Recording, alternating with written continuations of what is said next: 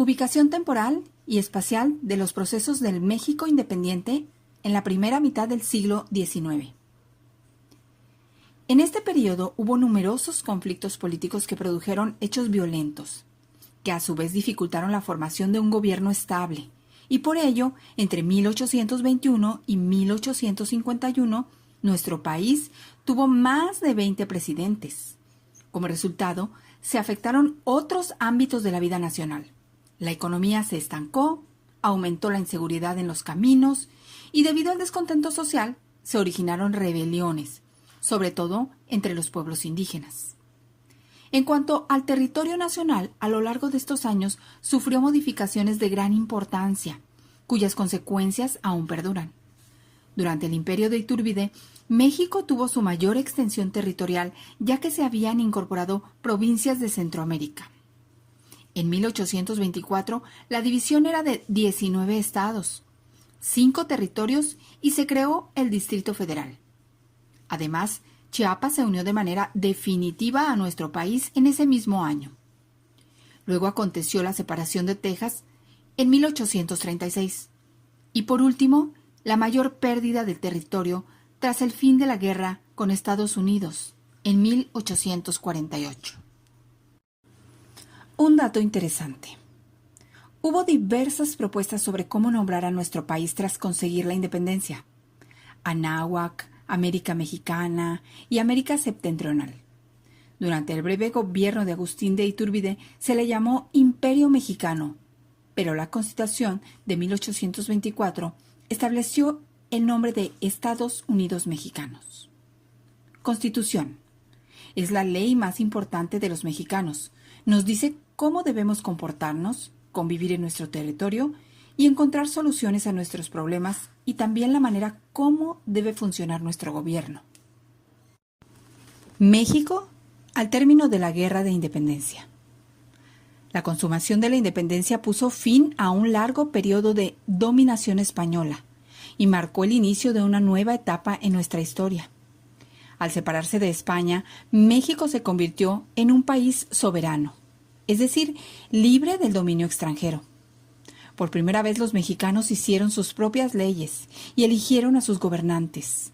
Era una oportunidad para establecer un gobierno democrático, mejorar la economía y acabar con las injusticias sociales heredadas del virreinato. Muchos compatriotas consideraron la consumación de la independencia como el inicio de un tiempo de paz y bienestar. Algunos incluso pensaron que la nueva nación estaba destinada a ser rica. Sin embargo, desde el principio, el país tuvo dificultades. Soberanía, facultad que tienen los ciudadanos de un país de ejercer libremente la decisión de elegir a sus gobernantes. La guerra entre insurgentes y realistas había causado enormes pérdidas humanas y económicas. Durante los 11 años que duró, el conflicto cobró la vida de más de 500,000 de personas.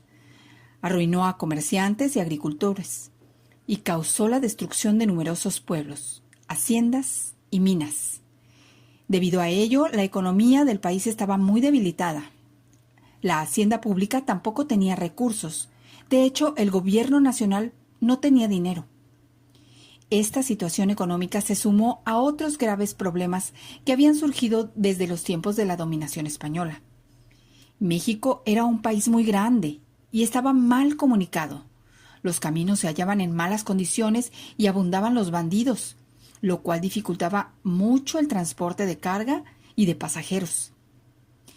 Después de la independencia, la producción agropecuaria y la explotación minera disminuyeron en relación con las últimas décadas del periodo virreinal. Muchos campesinos producían solo sus propios alimentos. Esta agricultura de subsistencia era suficiente para sostener a las familias, pero no contribuyó al crecimiento económico del país. La disminución de la actividad económica afectó seriamente los ingresos del gobierno. Asimismo, debido a la desorganización no existía una eficiente recaudación de impuestos y para pagar sus gastos, el gobierno se endeudó con prestamistas particulares y bancos extranjeros, lo cual generó graves problemas financieros y políticos. Por otro lado, la sociedad estaba dividida, pues gran parte de la población era pobre, mientras que una minoría disfrutaba de abundantes riquezas. Más de la mitad de la población era indígena y padecía los abusos y la discriminación de otros grupos sociales. Las leyes creadas después de la independencia, lejos de brindarles protección, los afectaron de distintas maneras al favorecer que los hacendados y rancheros mestizos los despojaran de sus tierras. En lugares como Sonora y Yucatán se produjeron violentas rebeliones indígenas que duraron muchos años. Hacienda Pública es una institución que recauda y administra el dinero con el que cuenta el gobierno y que emplea para pagar los salarios de sus trabajadores, las obras públicas y diversos servicios necesarios para la comunidad. Además, después de la independencia, los grupos políticos del país entraron en conflicto a causa de sus diferencias de opinión sobre la forma de gobierno que debía establecerse, la elección de presidentes y gobernadores, y por las reformas sociales que trataron de impulsar algunos líderes políticos. Como resultado de los desacuerdos, las primeras décadas de vida independiente se caracterizaron por la desorganización del gobierno, la guerra civil, la incapacidad para resolver los problemas económicos y la falta de unidad, que impidieron enfrentar con éxito las intervenciones extranjeras. Para mediados del siglo XIX, los ideales y proyectos de los impulsores de la independencia se hallaban en crisis. Guerra civil. Lucha armada en la que combaten entre sí los habitantes de un mismo pueblo o nación.